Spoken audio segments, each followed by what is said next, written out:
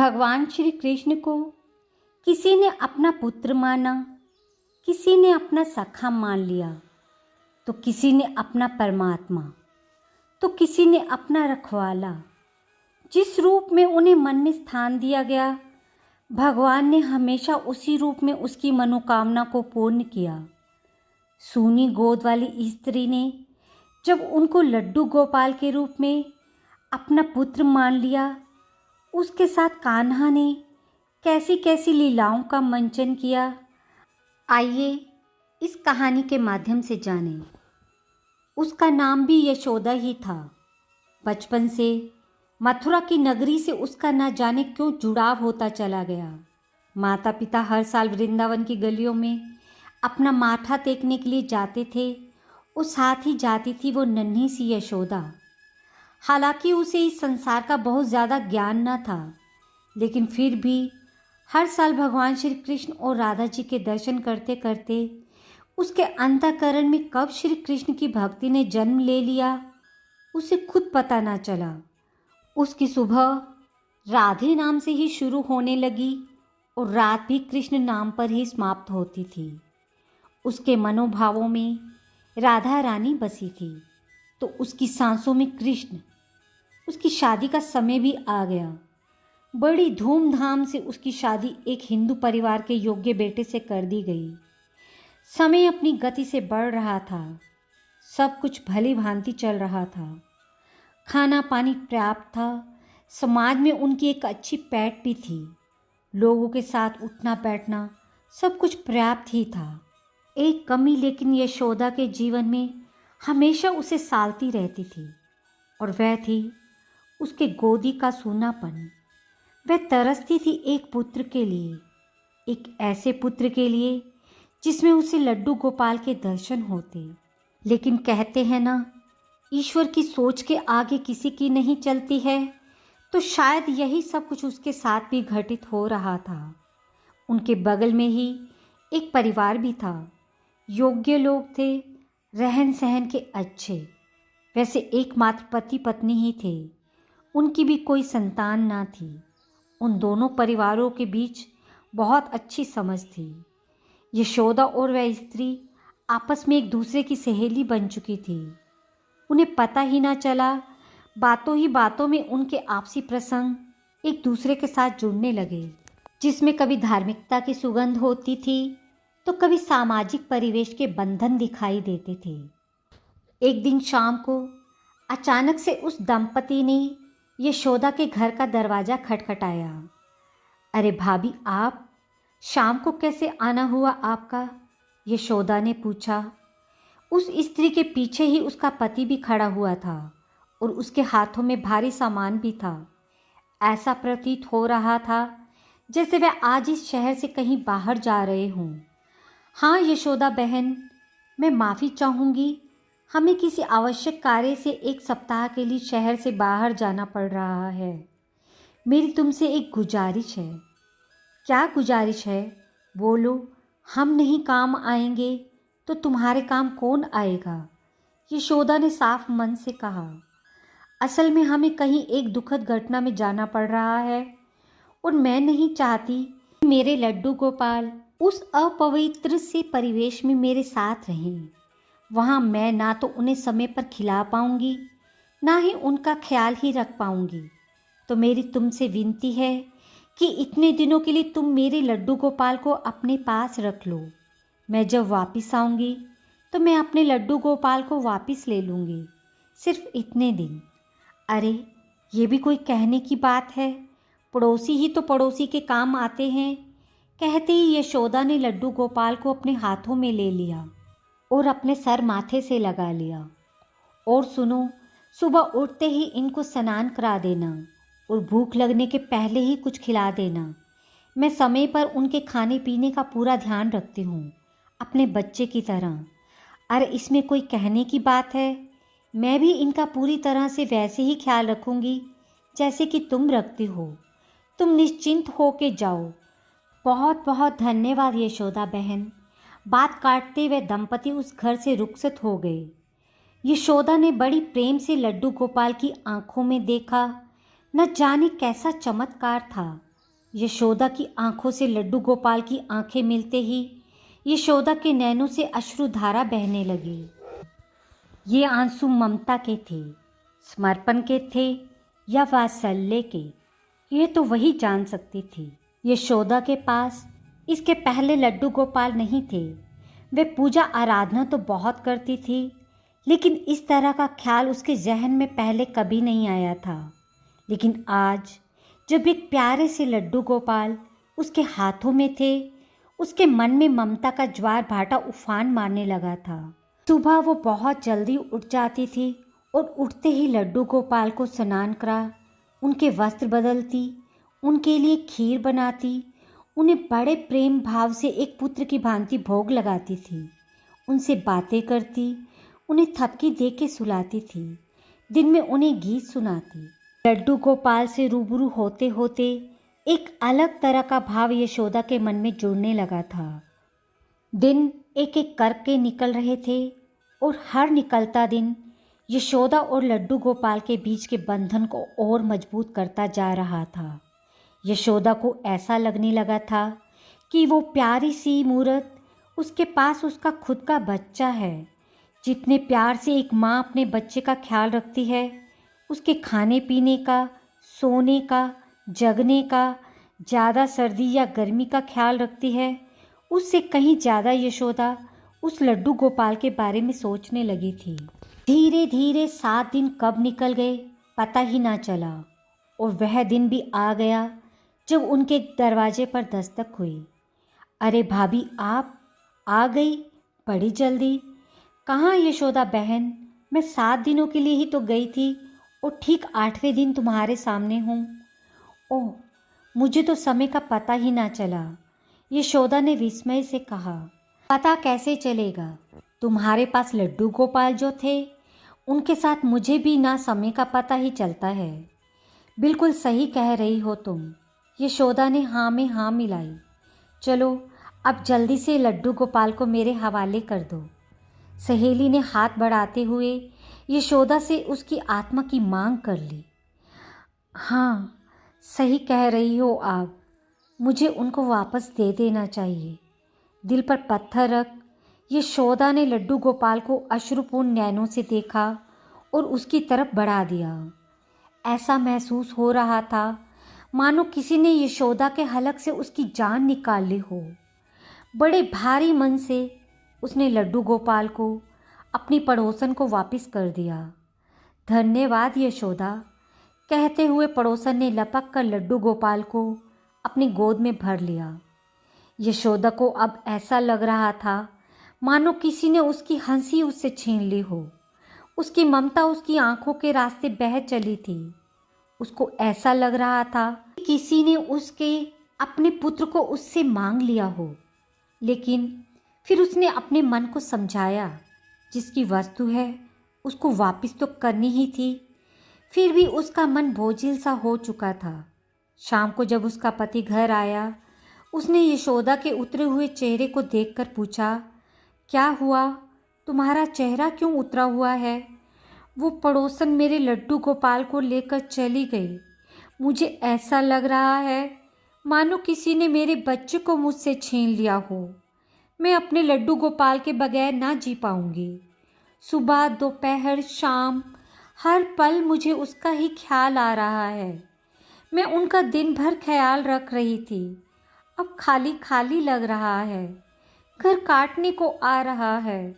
लग रहा है कि वो मुझसे कुछ कहना चाहते हैं, मुझसे बात करना चाहते हैं। कहते कहते यशोदा अपने पति की बाहों में फूट फूट कर रोने लगी। कोई बात नहीं, हम बाजार जाकर तुम्हारे लिए भी एक लड्डू गोपाल ले आएंगे। नहीं, मुझे सिर्फ और सिर्फ वही वाले लड्डू गोपाल चाहिए। मैं बाजार से किसी और लड्डू गोपाल को नहीं ला पाऊंगी। ऐसा कभी होता है? उन्होंने मात्र 7 दिनों के लिए तुम्हें अपने लड्डू गोपाल सौंपे थे, वह तो तुम्हें वापस देने ही थे, पति ने समझाना चाहा। मैं जानती हूँ इस बात को, लेकिन मेरा मन उन्हीं लड्डू गोपाल के लिए ही बेचैन हो रहा है। कोई बात नहीं है, तुम शाम को मेरे साथ बाजार चलना, तुम्हें ठीक वैसे ही लड्डू गोपाल दिला दूंगा, पति ने समझाया। शाम होते ही पति और पत्नी दोनों ही बाजार निकल पड़े। बाजार में सैकड़ों लड्डू गोपाल सामने सजे धजे रखे हुए थे। पति ने कहा, तुम्हें जो लड्डू गोपाल पसंद हो, जिसमें तुम्हारी ममता रुक रही हो, वही लड्डू गोपाल लेके उनकी सेवा करो, जैसे तुमने 7 दिनों उन लड्डू गोपाल की सेवा की थी। पत्नी ने सैकड़ों लड्डू गोपाल की तरफ दृष्टि डाली, लेकिन उसका मन किसी भी लड्डू गोपाल की मूरत में ना टिक सका। उसका मन और भी भारी हो गया। वह बोली, पतिदेव, मैं क्षमा चाहती हूँ। मेरा मन किसी भी लड्डू गोपाल में टिक नहीं रहा है। मैं एक ऐसी उम्मीद कर रही हूँ जो मुझे नहीं करनी चाहिए, लेकिन मुझे वही लड्डू गोपाल चाहिए। तुम भी ना कैसी जिद कर रही हो, ऐसा कभी होता है? मैं समझती हूँ, लेकिन क्या करूँ? मैं बाजार से कोई लड्डू गोपाल नहीं ले सकती। चलो फिर ठीक है, जैसे तुम्हारी मर्जी। फिलहाल अभी घर चलते हैं, इस बारे में विचार करेंगे। पति और पत्नी दोनों घर आ गए, लेकिन घर के अंदर आते ही यशोदा को एक बार फिर से खालीपन महसूस होने लगा था। अभी बमुश्किल 2 दिन ही बीते थे। यशोदा का मन अभी भी भारी था। शाम को एक बार फिर से उसके घर की घंटी बजी। सामने वही पड़ोसन खड़ी थी, मुद्रा वही थी, पीछे उसका पति और हाथ में सामान। क्या हुआ बहन? यशोदा ने सादगी से पूछा। आज फिर कहीं जाने का विचार बन गया क्या? मैं माफ़ी चाहूँगी, एक बार फिर से मैं तुम्हें तकलीफ़ दे रही हूँ, पड़ोसन ने कहा। कैसी तकलीफ़? क्या वही लड्डू गोपाल? यशोदा चहकते हुए बोली। हाँ हाँ, आपने बिल्कुल ठीक समझा। यशोदा की आंखों में चमक आ गई। उसने बगैर देर किए उसके हाथों से लड्डू गोपाल को झपट लिया और सीने से लगा लिया। यह तो उसके मन की मुराद पूरी होने जैसा था। तुम बिल्कुल भी चिंता मत करो, मैं इनको अपने बच्चे की तरह ही ख्याल रखूंगी, यशोदा बोली। मुझे पता है तुम ऐसा ही करोगी, लेकिन इस बार हमें 15 दिनों के लिए बाहर जाना पड़ रहा है, पड़ोसन संकुचाते हुए बोली। कोई बात नहीं, तुम 15 दिन के लिए जाओ या 15 महीने के लिए, इनकी तरफ से बिल्कुल भी चिंतित मत होना। मैं इनका पूरी तरह से ख्याल रखूंगी। यशोदा के मुंह से इस तरह की अजीब सी बात सुनकर उसे अच्छा तो नहीं लगा। फिर भी उसने स्वयं को संभाला और यशोदा से विदा लेकर वह अपने गंतव्य की ओर चल दी। यशोदा लड्डू गोपाल को अपने हृदय से लगाए झूमती हुई घर के अंदर आने लगी। सुनो जी, सुनो जी। क्या हुआ? पति ने यशोदा को खुश देख, बड़ी खुश लग रही हो। खुशी की ही तो बात है, मेरे लड्डू गोपाल एक बार फिर से मेरे पास आ गए हैं। क्या? हाँ, और इस बार 7 दिन नहीं बल्कि 15 दिन के लिए मैं अपने लड्डू गोपाल के ऊपर अपना प्यार, अपनी ममता उड़ेल पाऊंगी। यशोदा की आंखों से आंसू बहने लगे। ये खुशी के आंसू थे जो संभल नहीं रहे थे। पति ने उसे देखा तो उसकी आंखें भी नम हो गई। हे प्रभु, जैसे तेरी लीला, हाथ ऊपर उठाते हुए पतिदेव बोले। एक बार फिर वही दौर चालू हो गया। यशोदा अपनी ममता लड्डू गोपाल पर फिर से न्योछावर करने लगी। सुबह, दोपहर, शाम, रात्रि, जाड़ा, गर्मी, हर तरह से लड्डू गोपाल की सेवा शुरू हो गई। ममता सुबह उठती थी और रात्रि 10 बजे उनको सुलाने के बाद ही शांत होती थी। और तो और यशोदा रात में भी ना जाने कितनी बार उठकर लड्डू गोपाल को देखती थी, जैसे एक माँ अपने बच्चे को बार बार उठकर देखती है, उसकी चिंता करती है। यशोदा की ममता भी उससे कुछ कम न थी। समय बढ़ता गया, प्रेम भी बढ़ता गया। ममता उफान पर आती चली गई और पता न चला कब 15 दिन एक बार फिर बीत गए। फिर वही क्षण आया जिसका इंतज़ार शायद यशोदा को नहीं था। दरवाजे पर एक बार फिर से वह दंपति अपने कान्हा को मांगने के लिए खड़े थे। यशोदा ने एक बार फिर से भारी मन से लड्डू गोपाल को उन्हें वापस कर दिया, लेकिन वो इस बार कुछ संतुष्ट थी, क्योंकि उसने इस बार कुछ ज़्यादा दिनों तक अपनी ममता का स्वाद जो चखा था। अब यशोदा के कमरे की खिड़की हमेशा अपने पड़ोसी के उस घर के मंदिर की तरफ खुली रहती थी जहाँ लड्डू गोपाल विराजते थे। दिन दोपहर वो झांक झांक कर अपने लाडले को निहारा करती थी। और तो और लड्डू गोपाल के लिए किसी भी तरह की कमी को देख वो पड़ोसन को फौरन इत्तला करने से कभी नहीं चूकती थी। रात रात जाग कर वो अपने गोपाल को देख मंद मंद मुस्कुराती रहती थी। वात्सल्य की अटूट मिसाल थी वो यशोदा। पड़ोसन को इस तरह से घर के अंदर किसी की ताका झांकी रास नहीं आ रही थी। एक दिन मिस्त्री बुलाकर उसने यशोदा के घर की तरफ खुलने वाली खिड़की पर काले रंग का कांच लगवा दिया, साथ ही एक मजबूत पर्दा भी टंगवा दिया। अब ये यशोदा के लिए परेशानी का सबब बन रहा था। उसे अपने कान्हा के दर्श जो नहीं हो पा रहे थे, वो घुटन में जीने लगी।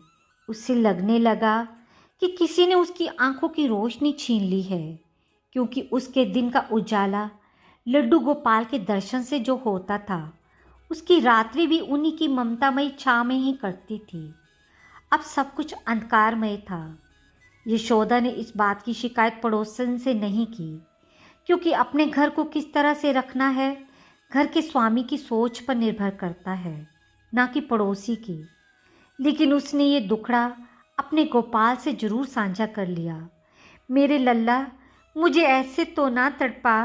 जैसे कि यशोदा की आदत थी, रात के प्रथम पहर उसने उठ अपने लड्डू गोपाल की तरफ देखना चाहा। ये क्या, काला शीशा और ऊपर से मोटा सा पर्दा, उसे कुछ भी दिखाई नहीं दे रहा था। वह अंदर से तड़प उठी। उसे ऐसा लग रहा था मानो उसका कान्हा उसे कमरे से पुकार रहा है, लेकिन वह चाहते हुए भी उनके दीदार नहीं कर पा रही थी।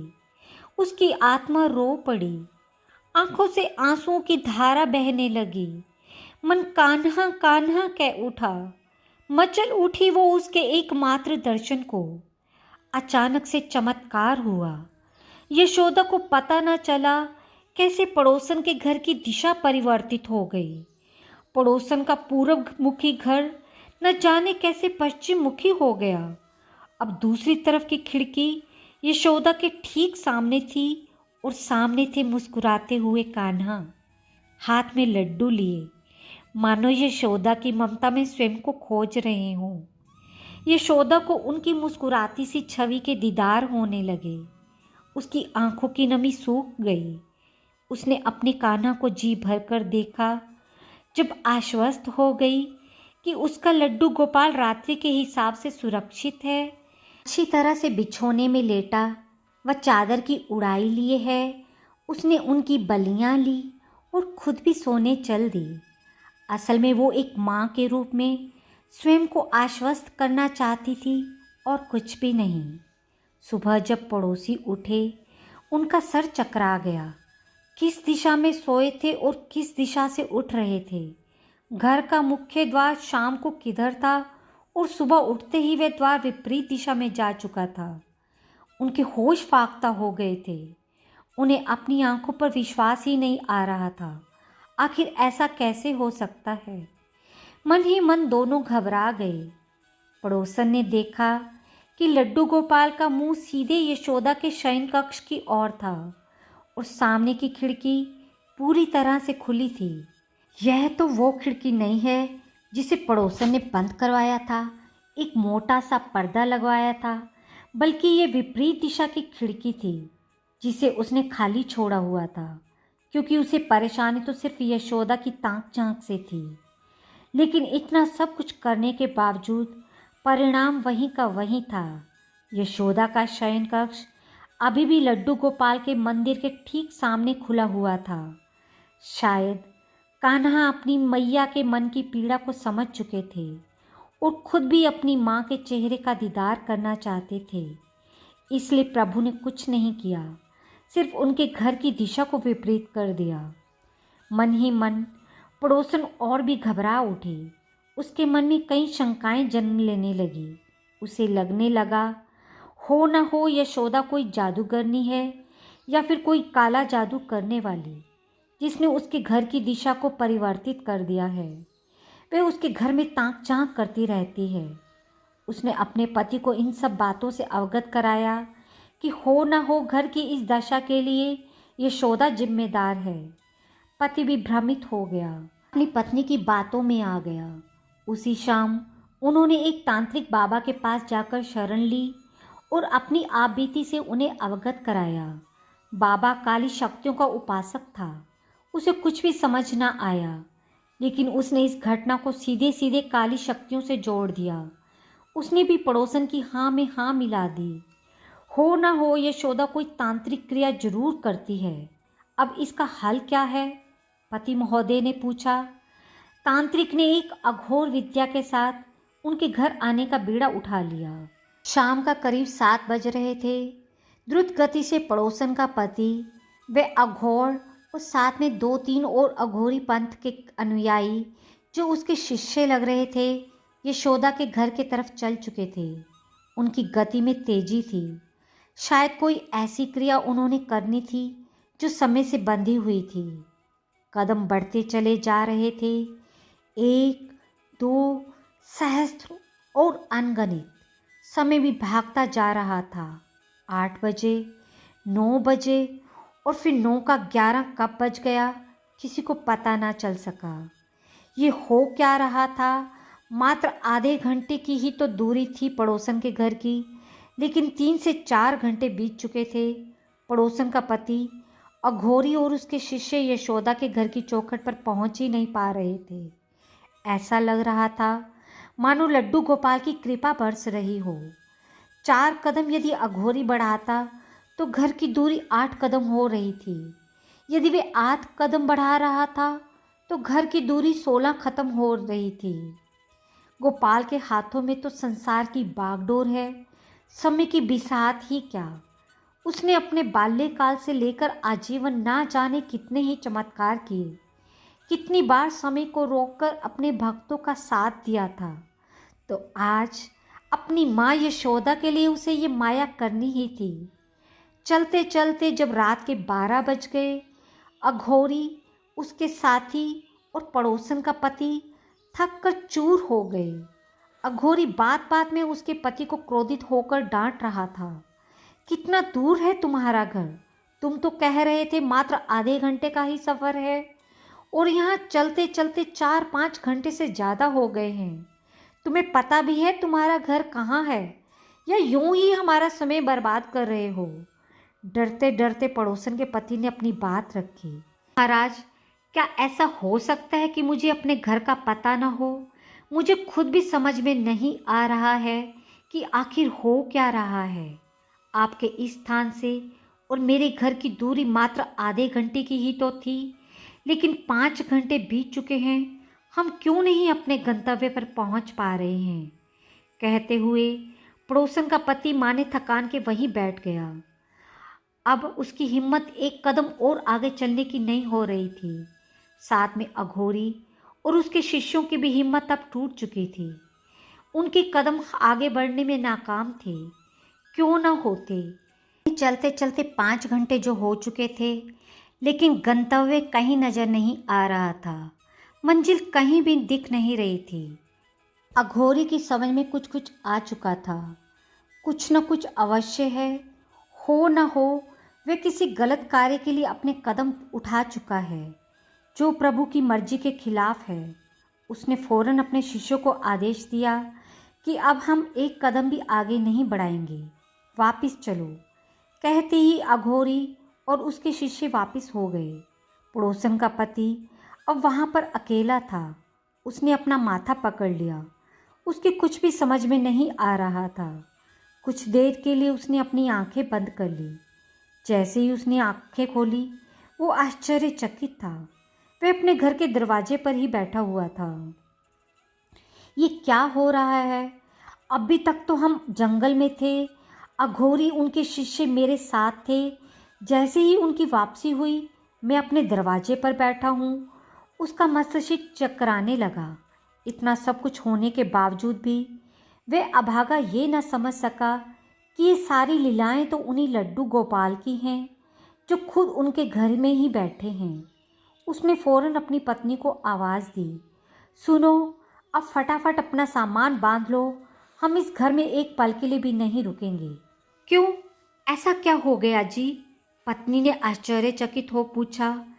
मुझे नहीं पता, लेकिन हमारे साथ जो कुछ भी घटित हो रहा है वह चकित करने वाला है। मुझे लगता है ये जगह जरूर शापित है, इसलिए हम आज ही अपना ये मकान खाली कर देंगे। ठीक है जी, अब तो विषम परिस्थितियां आने वाली थी। लड्डू गोपाल यशोदा से बहुत दूर जाने वाले थे। एक ट्रक आज यशोदा की पड़ोसन के घर के आगे खड़ा था।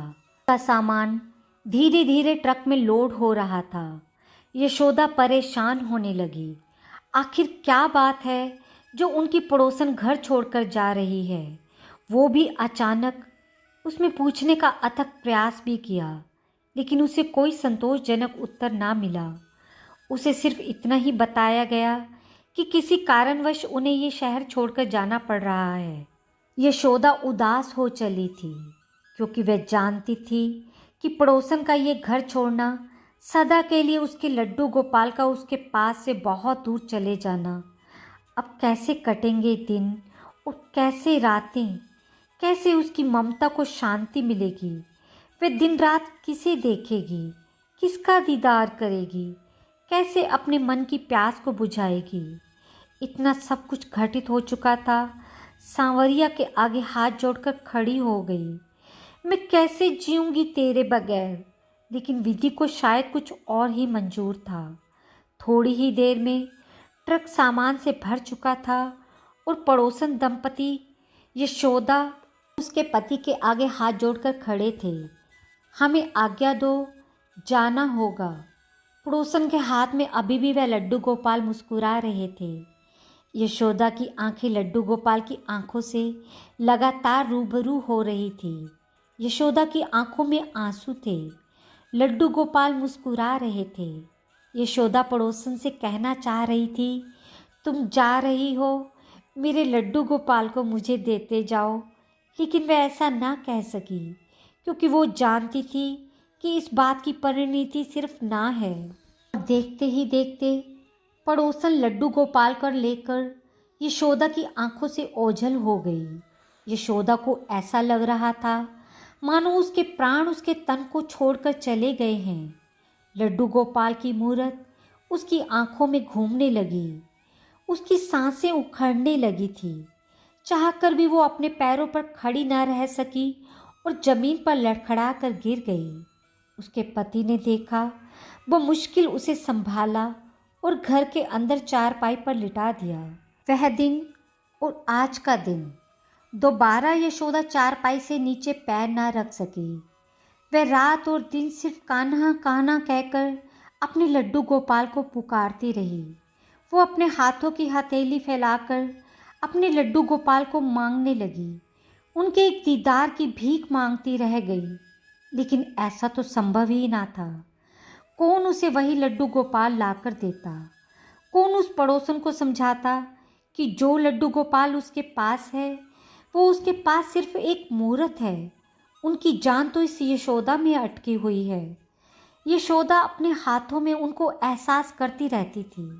अपने खाली हाथों में उनको भावपूर्ण रूप से भरकर वो उनको चूमा करती थी। वो उनको अपने हृदय से लगाए रहती थी। खाने पीने की सुध उसको अब नहीं थी। सिर्फ एक ही रटन थी, मेरे कान्हा, मेरे लड्डू गोपाल। स्थिति बिगड़ती ही जा रही थी। माह बीत गई। पड़ोसन को ढूंढकर उसकी सारी स्थिति से उसको अवगत भी कराया गया, लेकिन वो भी अपने लड्डू गोपाल को साझा करने को तैयार नहीं थी। अब डॉक्टर्स का ही सहारा बचा। यशोदा का पति उसे शहर के एक बड़े अस्पताल में ले गया। पूरा चेकअप करने के बाद डॉक्टर, चिंता की तो कोई बात है ही नहीं। मतलब?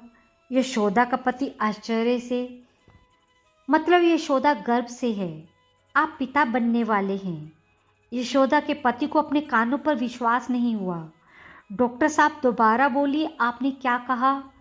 वही भाई जो आपने सुना आपकी पत्नी माँ बनने वाली है, सच में यशोदा के पति ने स्वयं को चिकोटी काटी। कहीं वो स्वप्न तो नहीं देख रहा है? लेकिन ये सच था। मगर कैसे? सब कुछ परमात्मा पर छोड़ वो घर आ गया। उसने यशोदा को ये खुशखबरी भी सुना दी। यशोदा, जानती हो तिमाही कोख माँ लड्डू गोपाल आ रहे हैं। सच में? यशोदा खुशी से चहक गई, लेकिन दूसरे ही पल उसका चेहरा उतर सा गया। क्या ये हो सके है? बड़ी ही मासूमियत से उसने अपने पति से पूछा। उसने भी हाथ उठाकर एक ही वाक्य बोला, लड्डू गोपाल की मर्जी से ही चले हैं ये सारोजन, कुछ भी हो सके है।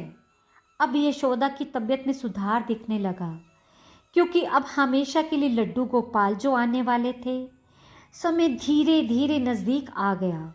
और ठीक 9 महीने बाद यशोदा के घर कान्हा ने जन्म ले लिया। उस लाडले की सूरत बिल्कुल उन लड्डू गोपाल से हूबहू मिल रही थी। यशोदा का जीवन धन्य हो चुका था। जिन लड्डू गोपाल में उनके प्राण बसने लगे थे, वही लड्डू गोपाल आज प्राणों सहित उसकी कोख को जीवंत कर चुके थे। लेकिन एक प्रश्न यशोदा, उसके पति और दोनों परिवारों के जहन में अभी भी कौंध रहा था। बिना गर्भाशय के यशोदा के गर्भ कैसे ठहर सकता है? सभी इसे लड्डू गोपाल की लीला मान चुके थे, लेकिन अपने मन की जिज्ञासा के लिए यशोदा की एक बार फिर से जांच की गई। असंभव, यशोदा का तो गर्भ है ही नहीं। तो फिर अब चकराने की बारी डॉक्टरों की थी। पूरे अस्पताल में एक खामोशी सी छा चुकी थी। मेडिकल साइंस एक बार फिर प्रभु की लीलाओं के आगे नतमस्तक हो चुका था। और हमारी यशोदा, वो तो नतमस्तक नहीं थी, उसने तो लीलाधारी को अपने सीने से लिपटा कर रखा हुआ था। राधे राधे। ऐसी ही भक्तिपूर्ण और ज्ञानवर्धक कहानियों को और सुनने के लिए मेरे चैनल को सब्सक्राइब और वीडियो को लाइक करना ना भूलिएगा। और अपनी प्रतिक्रिया कृपया नीचे कमेंट बॉक्स में दें।